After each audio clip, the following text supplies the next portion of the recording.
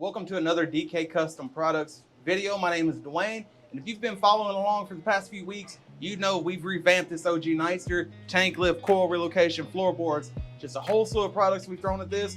But it's finally time to button it up. We're gonna put the final touches on it today with these blacked out bolt caps. They're really gonna dress it up nicely.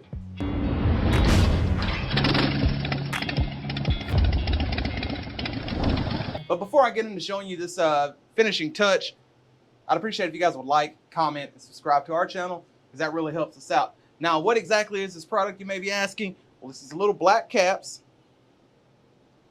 that snap right onto every little fastener around the engine, just to kind of dress it up a little. So they go like that. So you have them all around the radius here, you have them up here on the rocker cover, and then on the various fasteners on the other side. Now, when everything's said and done, you may have a few of these left over, because as you can see here, there are quite a few of them in different sizes, because obviously these are small, and obviously these bolts are a little larger. So we have various sizes, and you may be thinking, well, how do they stay on? Well, they'll slip on, they fit very tightly, but what I like to use is this clear adhesive sealant, pretty much silicone.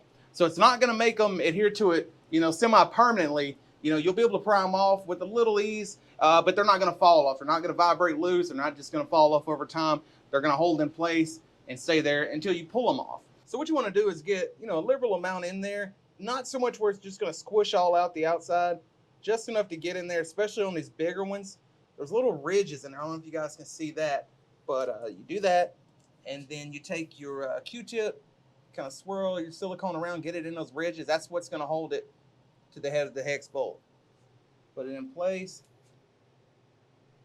So, don't put these on there and cut out riding. Give it a little time, let this silicone dry, and it's going to look real nice when it's all said and done. Now, I'm not going to bore you with all the installing every single one of these. We're going to speed up time a little bit and watch me work.